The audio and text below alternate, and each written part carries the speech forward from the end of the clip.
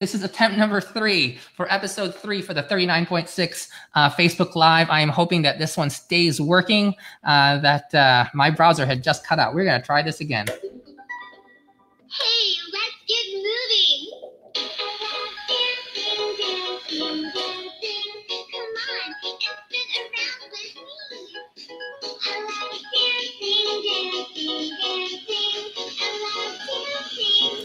All right. So if you can see this, please say hello and confirm that it's going through on your end. I'm just typing trying again in the previous box. Okay, perfect. We have multiple viewers. Can you just put a wave out there or just say something that shows up on my screen to confirm? If you can. Okay.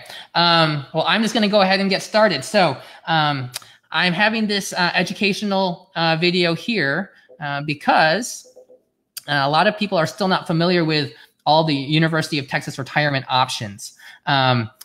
If you're at the University of Texas, you have a wide array of, a very big pot of money that you can hide and shelter in your retirement account. So there are actually 4 different retirement account options at the University of Texas, and they slightly vary in some of the benefits at the percentages they put into it, depending at what institution you're at or what level you're at. This is a pretty standard faculty model that I'm going to go through for people who are at UT. All right, so I'm going to try to do a screen share, and this is when just a few minutes ago, the entire podcast or Facebook Live just completely went out on me. So I'm trying to show a screen, and I'm going to see, hopefully it comes up here. Come on. It's not cooperating as quickly as I would like it to. Okay, so I'm just going to start talking about them, and hopefully BeLive will cooperate. So there are 3, well, actually there's 4 different accounts that you have with University of Texas. Okay, so the first thing you have to do is choose between the 2 different mandatory accounts. Okay, and then you also have 2 other accounts that are optional. Okay, and I don't like to use the word optional because it gets confusing. Because of your 2 options that are mandatory, you have to choose one of them, and you can't say no to both of them, and you can't have both of them. That's called the TRS, which is the Teachers Retirement Service. This is a pension program, and the ORP. The ORP is what's called the Optional Retirement Program, and it is if you choose that, it's not optional. It becomes mandatory. It's just an option that's different from the TRS, the Teachers Retirement Service, the pension. So the Optional Retirement Program, the ORP, this is a 403B plan, and it's completely different from a pension. Okay, but you have to choose one of those 2. In general, for any new faculty, I would highly recommend utilizing the ORP, the Optional Retirement Program, the 403B account, as opposed to the pension. Now, in episode number 1 at the end, I spent about, I think, 7 or 8 minutes talking about these 2 options. I have a I have a blog post on this on 39.6.com. Talking about the 2 different options between the pension and the ORP, and the ORP, I think, far and away is a better option. First reason is they give you a bigger match. They give you 8.5% instead of a 6.8% match. That's like a multiple $1,000 raise. Okay. The second thing is that it takes 5 years for you to get vested in the pension plan, but it only takes 1 year and 1 day to get vested in the 403B. Okay, and what does vested mean? Vested means that the employer portion that they give you, what we call the match, all of that money that is match becomes owned by you effectively once it is vested. And what I mean by that is once you leave your job, that portion that is now vested from the employer, you can take with you if you go to another employer. Okay. If you have not vested in your match portion yet, then that entire match portion goes back to your employer and you cannot take it with you. Okay, so a lot of people there's a term called the golden handcuffs. Some jobs have a great pension, but you have to basically retire there. And those are definitely golden handcuffs where you can't leave your job.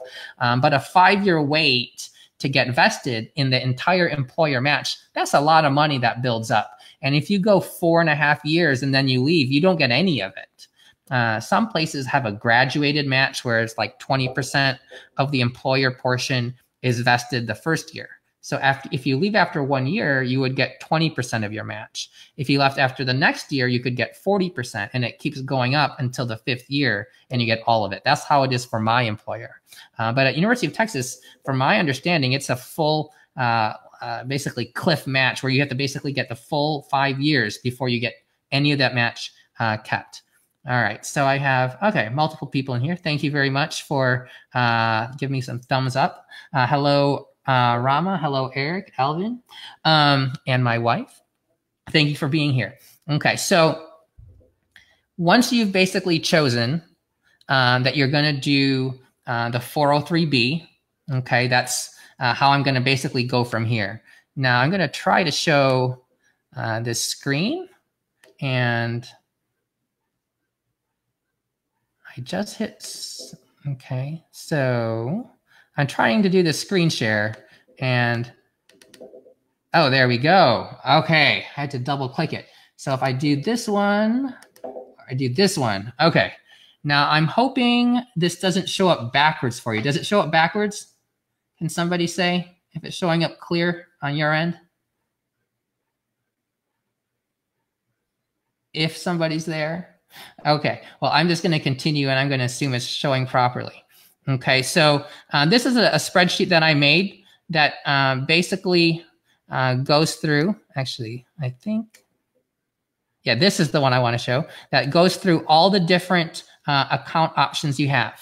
Okay, so the 403B, the ORP, this is the optional retirement program. You have the TRS, the Teacher's Retirement Service, as the other option. You have to choose between one of these two. Okay. You have something called a TSA 403B. This is a tax sheltered annuity, and that's just the name of it. It doesn't really matter what it's called. And then there's the DCP 457B. Okay. That's a Deferred Compensation Plan. Okay. Now, what I had mentioned earlier, when you choose the 403B ORP, you're getting an employer match of 8.5%. Okay, so we're going to focus on this. You put in 6.65% of your income, and they give you 8.5% of your income. Okay, now that percentage comes out from every monthly paycheck. Okay, those two portions. Okay, the amount that you put in, that gets vested immediately. So whatever comes out of your own paycheck, that's your own earnings, that's 6.65%, that is yours. If you leave your job, that goes along with you. Okay, the employer portion, the 8.5%, that takes a year and 1 day, as I mentioned, to get vested. Okay, and that comes out of your monthly paycheck. Now, there's a limit as to how much can actually go in. So the IRS determines a limit every single year as to how much income you can have where the match and this will apply to. Okay, so that gets a little confusing. But this year in 2018, that ends at $275,000. So if you earn $275,000, you will end up getting 6.65% of that into this account, which happens to be $18,287.50. Okay, that would be the amount that comes out of your own pay. The employer will give you 8.5%, and that will be $23,375. Okay, so that would be your employer match. Now, If you earn more than $275,000, you don't get any more money into the ORP, okay, into the optional retirement program. These two amounts get fixed and it won't go any higher than that. So those two combined add up to $41,662.50, okay, and it would come out per paycheck. Okay, so if you earn $25,000 in the first month, so if you, for example, are making $300,000, I'm just going to do the math right here, 25,000 times 0.0665, I'm doing this on my calculator. Every month, you'll have $1,662.50 come out from your side, okay? And then the employer is going to give you 8.5%, and that's $2,125. Okay, that'll be per month. And so if you earn $300,000, you would be getting that amount every month for the first 11 months until you hit $275,000. Once you've hit $275,000 at the in your November paycheck, your December paycheck won't have this anymore. It will stop because you've already hit the $275,000 cap. Okay. So that's the first thing. We're just going to go through what the options are. Again, we have the teacher's retirement service. I mentioned you would only get a 6.8% match. It takes 5 years to vest. It comes out of your paycheck. And if you earn $275,000, you are only going to get $18,700 as a match, as opposed to $23,375. So that's a $4,675 difference. You get basically a raise of nearly $5,000 just by choosing the ORP. Okay.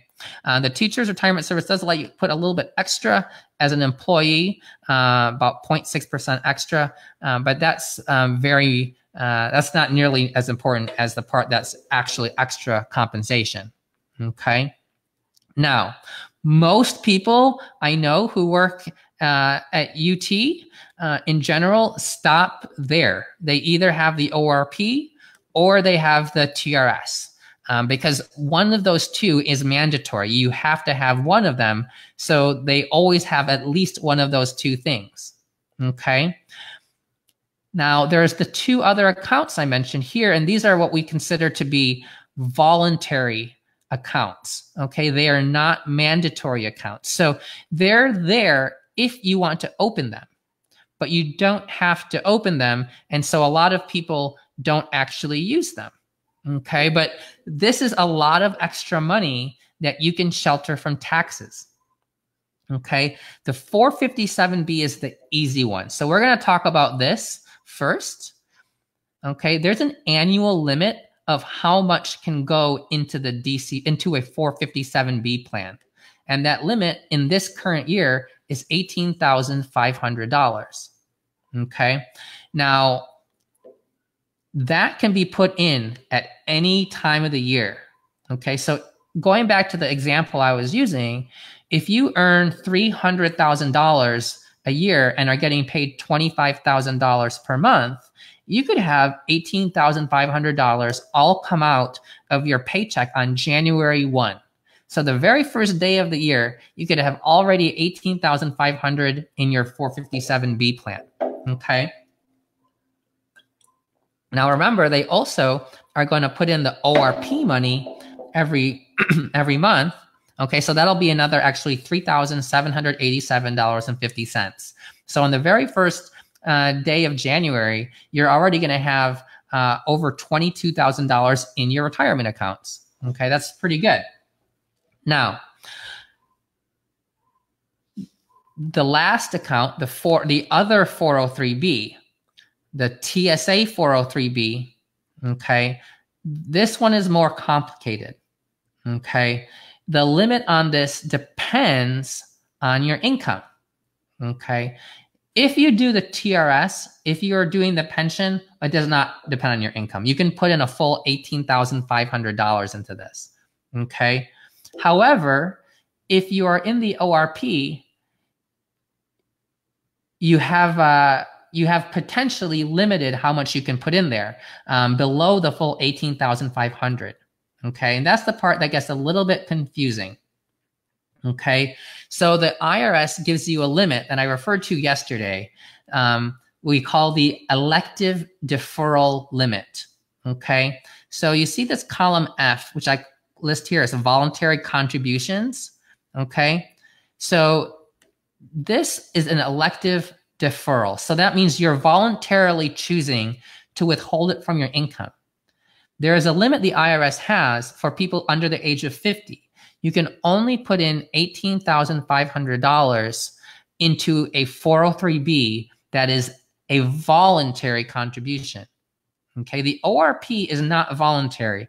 Once you've enrolled into it, you cannot revoke that, and you have to make those payments every month. They come out of your paycheck. There's no saying no to it.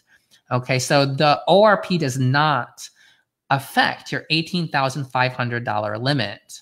Okay, only the TSA 403B is affecting that $18,500 limit of elective deferrals of your 403B account. Okay, now the reason this gets complicated, okay, so here you can see the check mark that I put here that says that it only counts toward the $18,500 limit of 401ks and 403bs. Okay, so if you also have another job, let's pretend you have a second job moonlighting, or let's pretend part of the year you worked at one job that gave you a 401k, and the second part of the year you had another job that here got the 403b.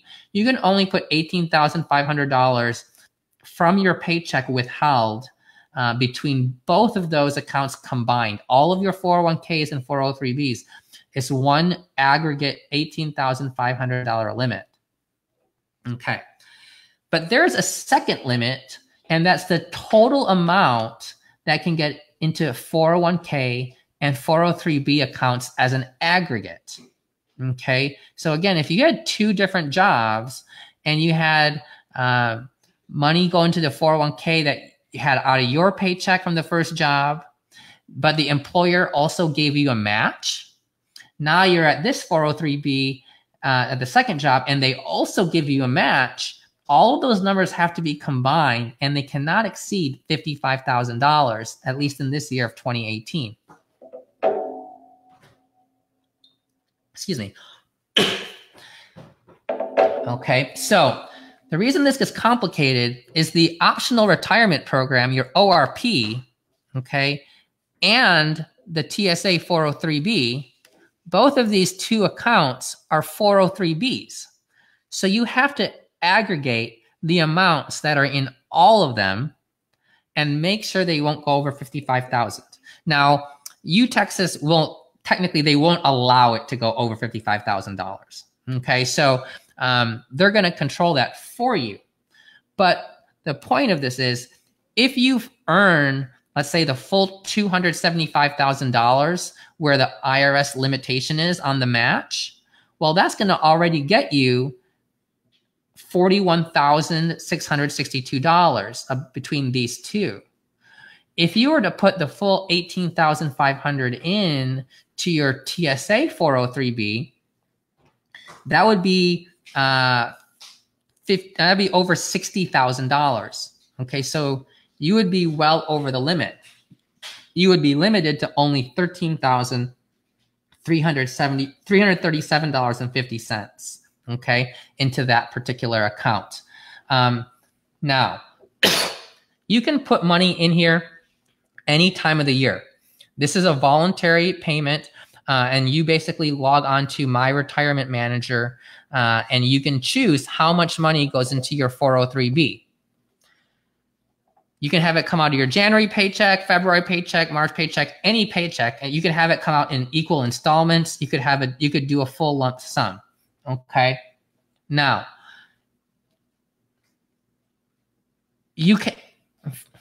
this can get complicated because the way the ORP money comes every paycheck, let's pretend you want to be really proactive and you want to front load all of your retirement accounts as fast as possible.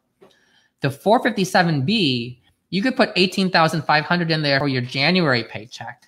Okay. And then in February, if you were to put in 18,500 in February, okay, instead of just doing the 13,337.50, what will happen if you end up getting to the $275,000 total amount in your pay? So if you're making $300,000 and you get to $275,000 by November, what will happen is you're going to be adding $3,787.50 every month coming from the ORP, okay? And then you're going to get all the way to like October, and your 18,500 that's in here, plus the ORP contributions from the first 10 months will basically already get to $55,000. So when you try to put money in there in November for the ORP, there won't be any, basically you're going to potentially block that contribution from going in, and you won't get the match for that month or your own contribution. So you have to be very careful, because you have to make sure you don't go over the $55,000 limit, and your employer won't let you do that. So you don't want to overfund your 403B TSA account too early. So what we do every year at the beginning, like in December or the beginning of the year, actually we do this in December because the payday is January 1st, we look at how much the IRS limit is on this match, okay, that $275,000 total amount.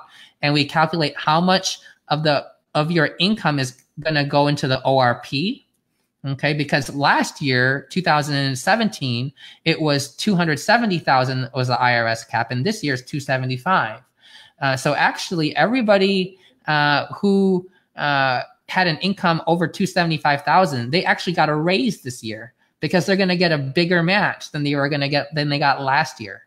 Okay, so we calculate how much the ORP is going to have by the end of the year. We look at what the IRS limit for total 401k, 403b contributions is, $55,000, and we subtract all of the ORP money, and that tells us how much is going to go into the 403b TSA. So you could do that in February, okay? And then the rest of the year, you just let your ORP fill up, and then when you hit $275,000, you're done. You have maxed out your 403b to the full $55,000, okay? And you've put $18,500 into your 457b, and that adds up to $73,500. So that's a lot of money pre-tax, okay? And of the money that's gone in there, you are putting in $18,000 of your own money, plus $18,287.50. I'm doing some on my calculator on the ORP. Okay, you're putting in, let's say, the $13,337.50 on your TSA 403b, and then you add $18,500 on your DCP 457. That's $50,000 of your own pay that's been withheld. $50,125. Okay, so if you're at the highest tax bracket, which is 37%, multiply that by 0.37, and that's actually $18,500 in taxes that you're saving for that year. Okay, that's a lot of money. It's $1,500 a month. So a lot of people, if they're not doing this right here, that's an extra $32,000 of pre-tax money that you can shelter, that you can invest, that can grow tax-free. And that $32,000 is going to save you, if you're at the highest bracket, another almost $12,000 in actual tax. So you can keep $1,000 a month away from the IRS.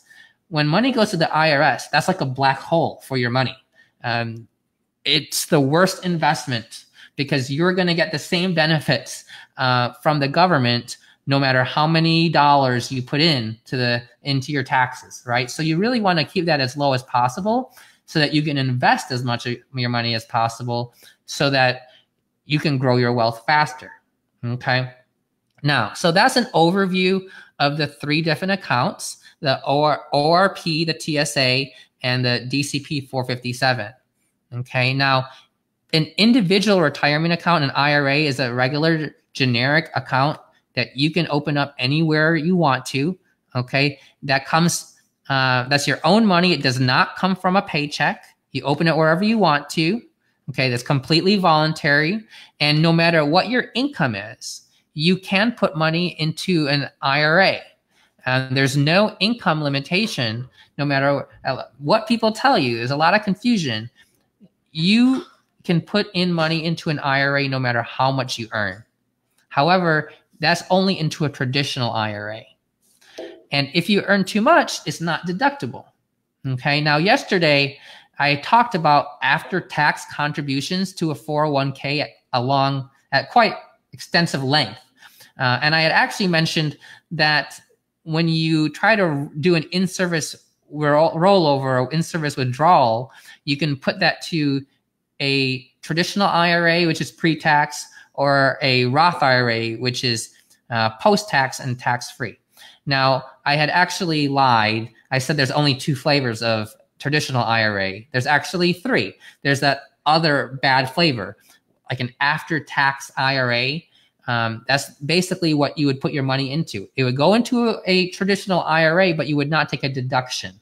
We call that a non-deductible traditional IRA. That money, you then do a Roth conversion of.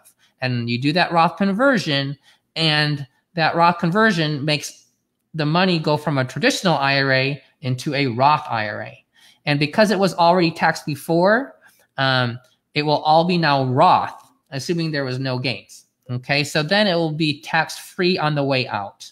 And I don't want to go into that right now. You can go back to yesterday's episode 2, where we talk about after-tax contributions to a 401k. But the point is, anybody can put money into an IRA. You just have to go through the back door to do it.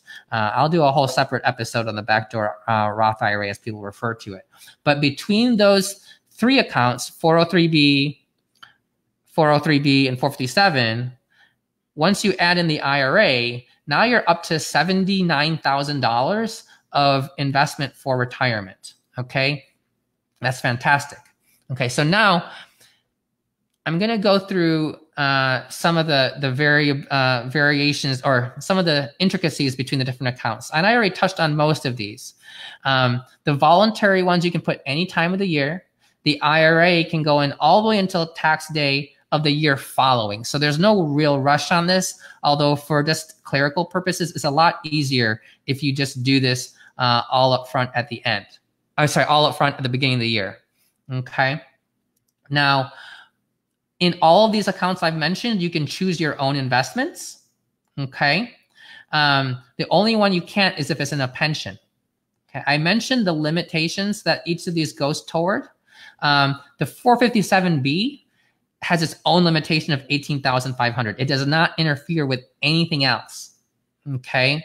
Now I'm going to mention that the 457B at the University of Texas, this is a governmental 457B. So this is actually the best kind of 457B you can have.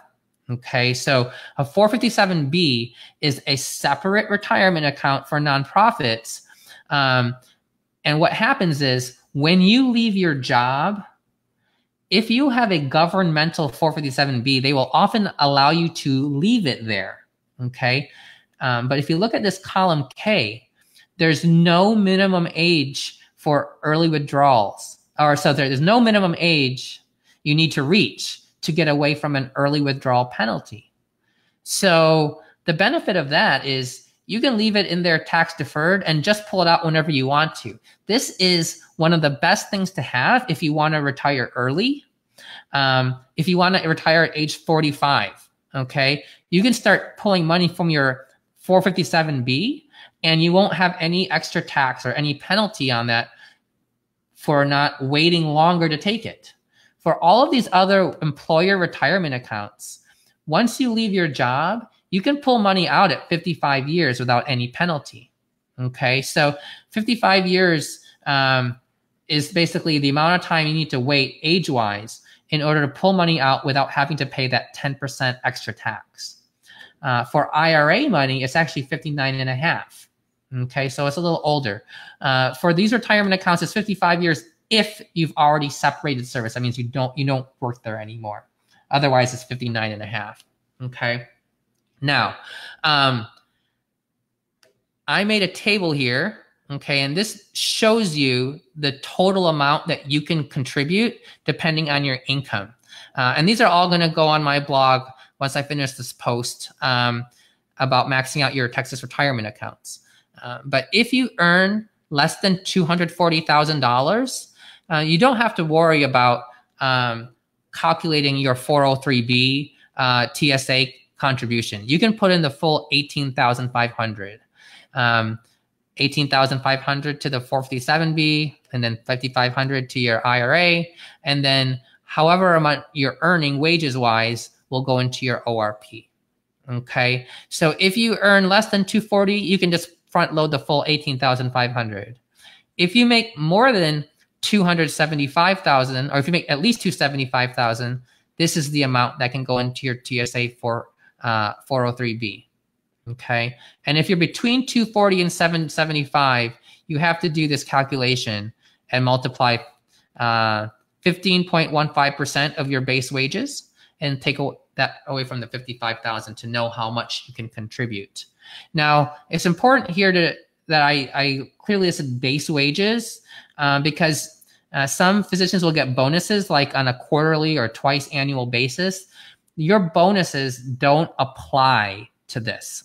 In addition, like if you have call pay, that also does not affect this. So let's pretend you earn $240,000, okay?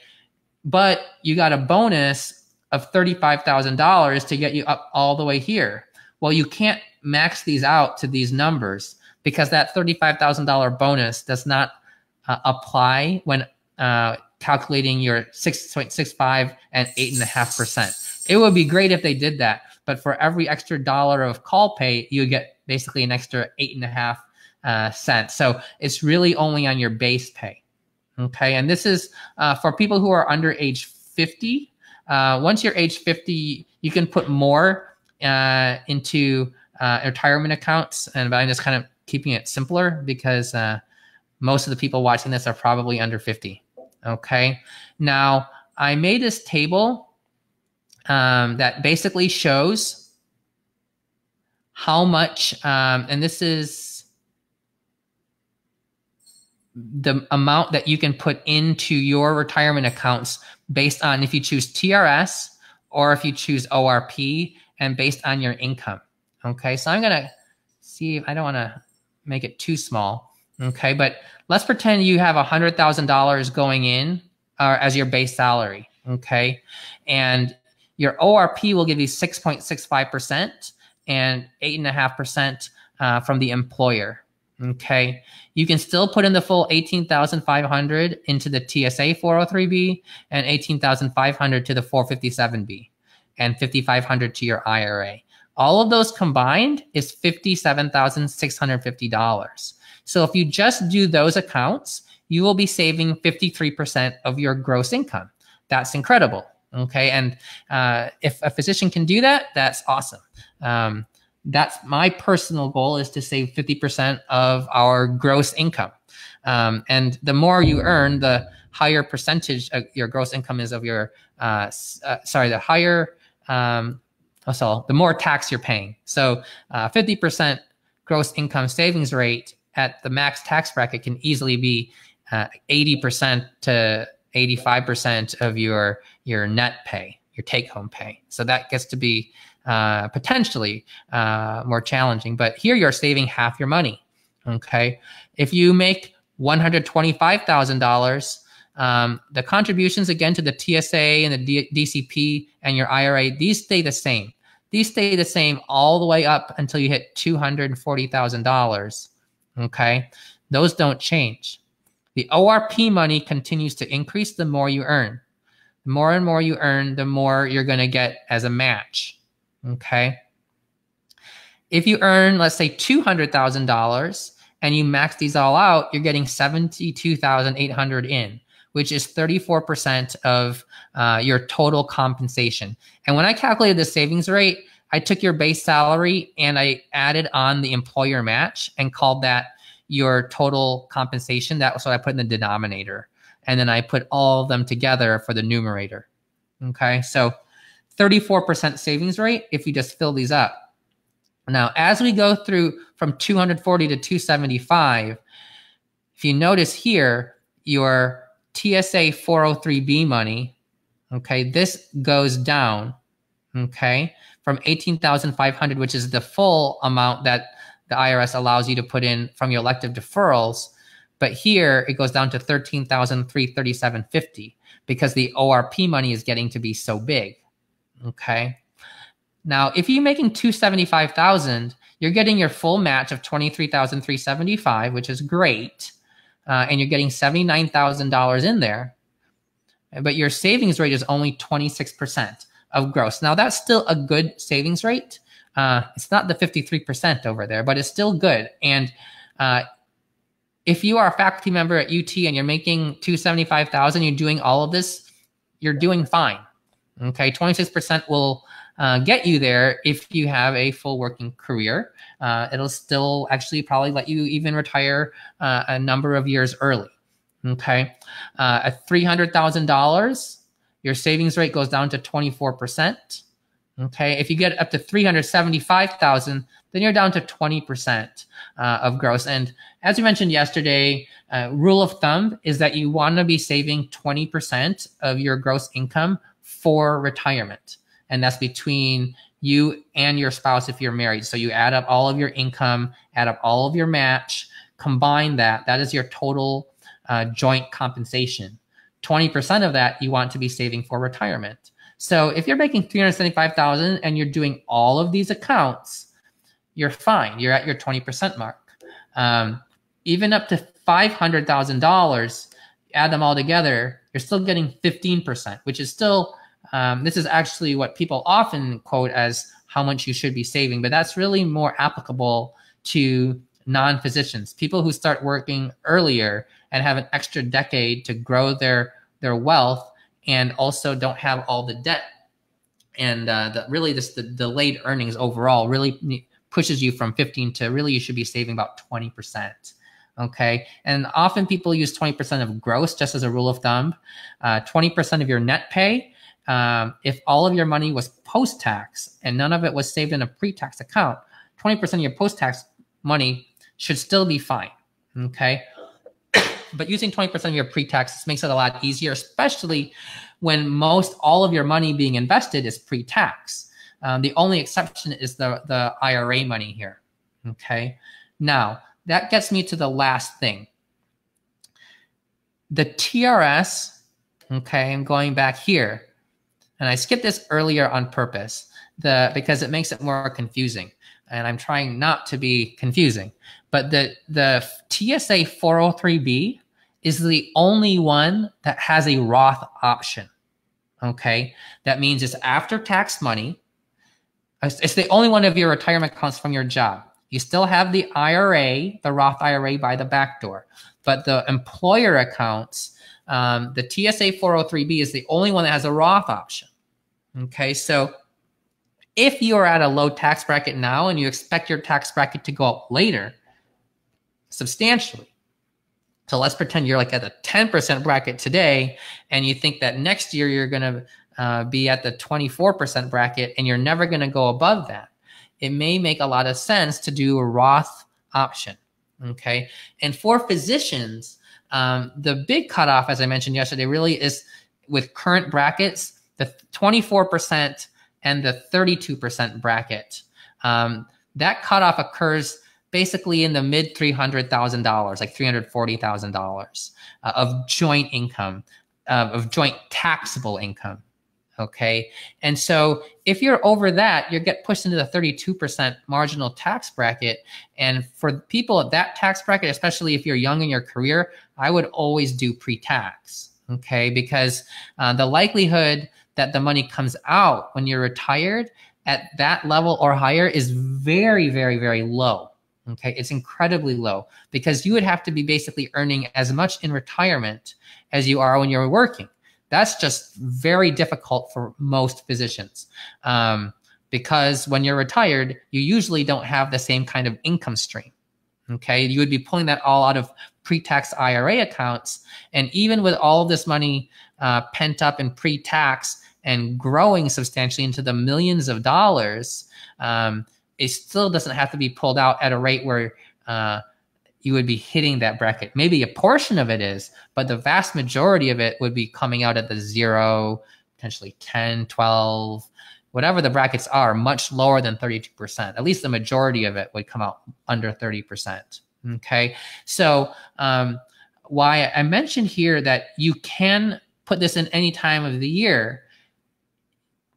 This is the one account that I would consider what I call backloading, and that's waiting until the end of the year to put it in. Because let's pretend you front loaded it in February with $13,337.50. Okay, and your spouse did not generate the income that was expected.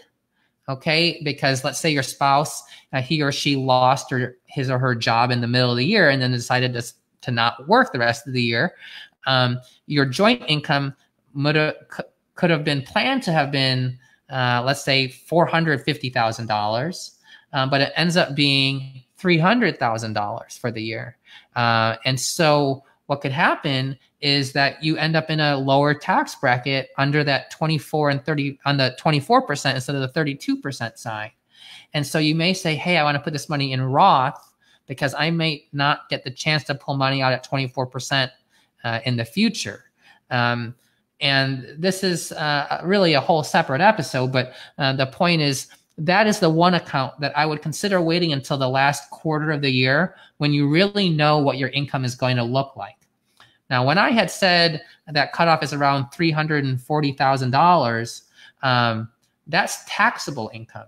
So if you have all these retirement accounts that are helping you save like $50,000 in taxes, if your gross income was $350,000, you have to subtract all of your pre-tax retirement contributions, let's say $50,000, and that brings you down to $300,000.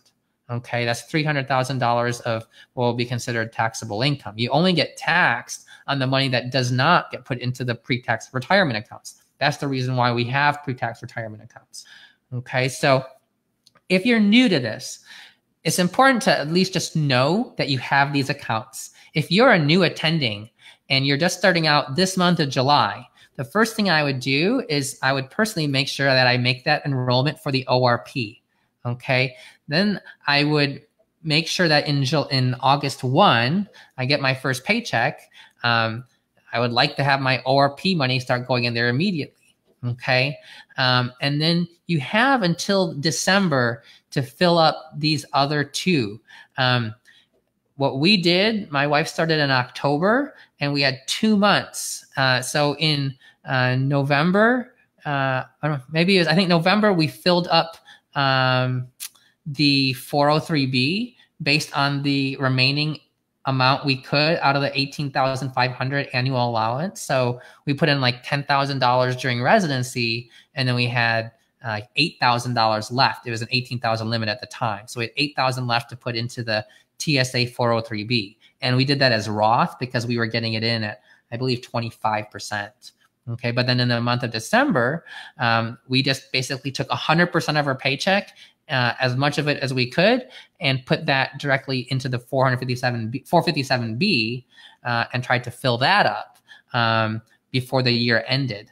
Okay, so my wife didn't really take a paycheck first year of being attending, coming right out of fellowship. We took a few months vacation. She got 2 paychecks, and it all went to retirement, basically.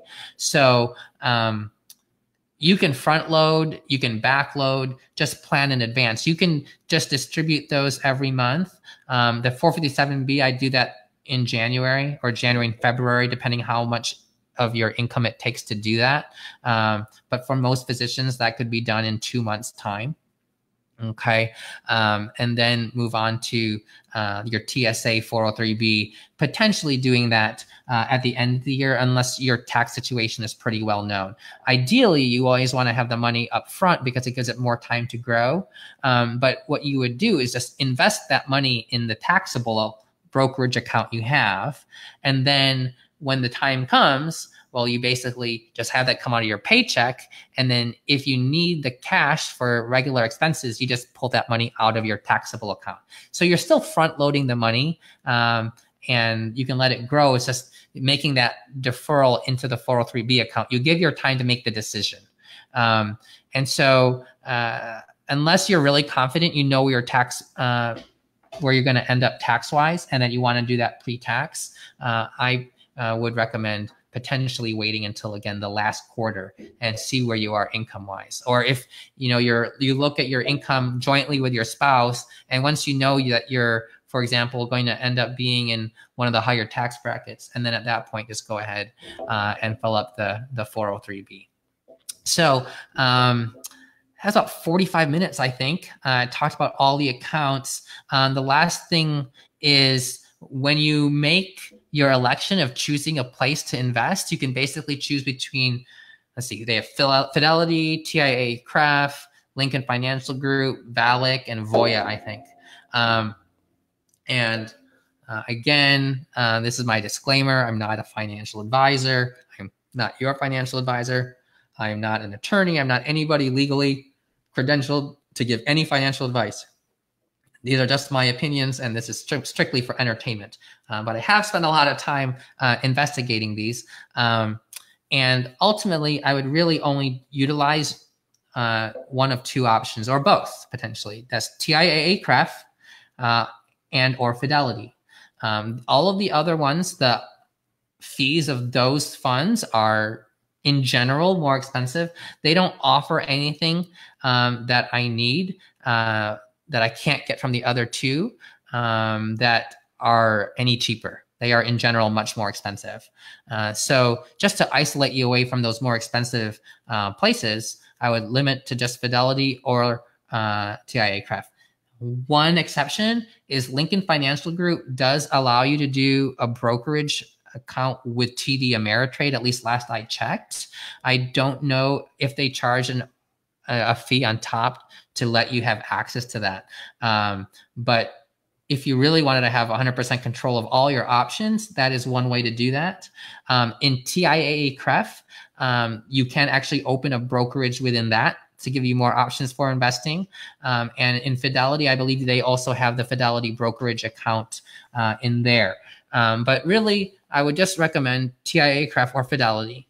Fidelity is fantastic. There's brick and mortar places all around, and they are a low cost brokerage.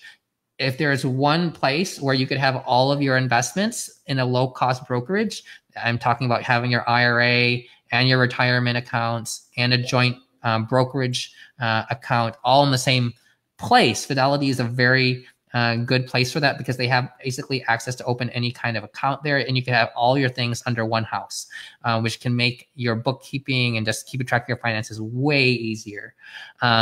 So I really like Fidelity. They have really good options. They have some very cheap index fund options. TIAA CREF also has a few cheap index fund options, enough that be all you really need. But TIAA CREF also has a lot of annuity options. Okay, so you can utilize that potentially when you're retiring. You can use a portion of your ORP account or your TSA 403B or your 457B and get an annuity from TIAA CREF. TIAA CREF has great options, and you would not need to pull your money out. And not everybody has access to TIAA.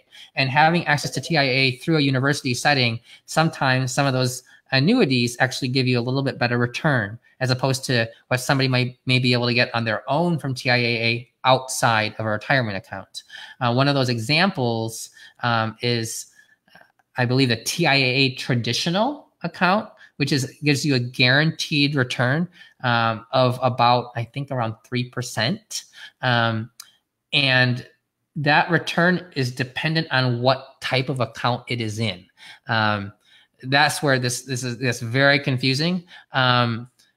TIAA traditional has there's different flavors, like we talked about yesterday. So you have like a vanilla flavor and like a tapioca flavor of the TIAA traditional.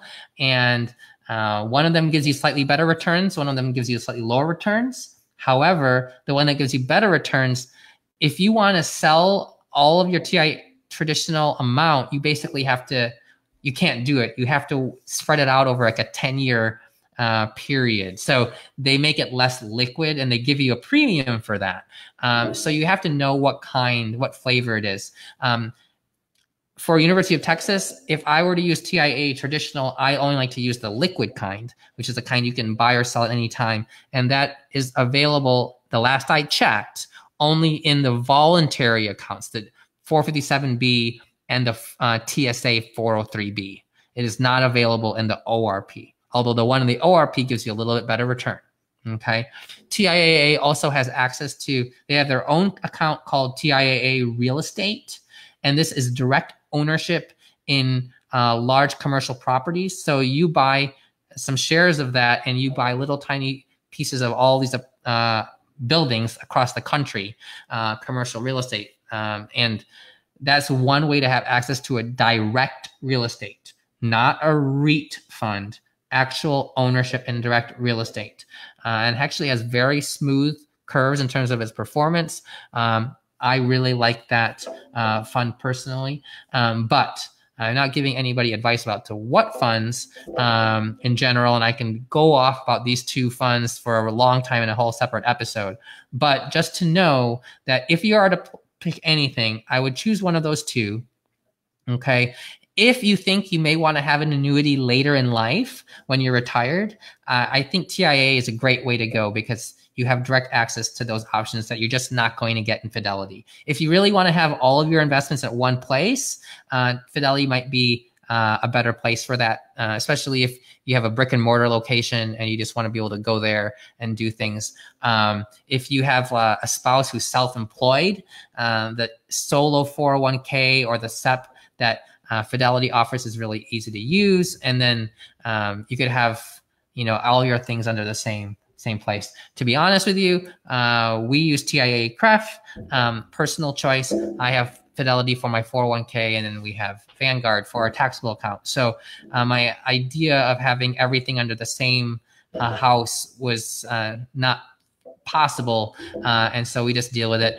We use personal capital to track all of our finances, and we really, even though we have a whole lot of accounts, most of the accounts only have one fund in them. So it makes it a lot simpler. And I'll cover that a different day.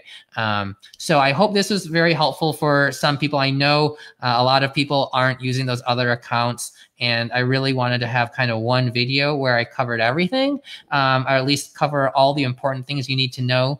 And I will have a blog post on my page on 39.6.com in the near future with this chart and more information. So I am going to go back to, sorry for the silence. Okay, well, I was trying to go back to my face. I'm still getting used to this Be Live. There we go. There I am. Okay, sorry about that. That was, I can't believe, almost another hour. So until next time, thank you everybody for coming by. Share this, subscribe to my blog, and tell anybody else who might utilize this information and find it helpful. Please feel free to share. Thank you very much. Hey.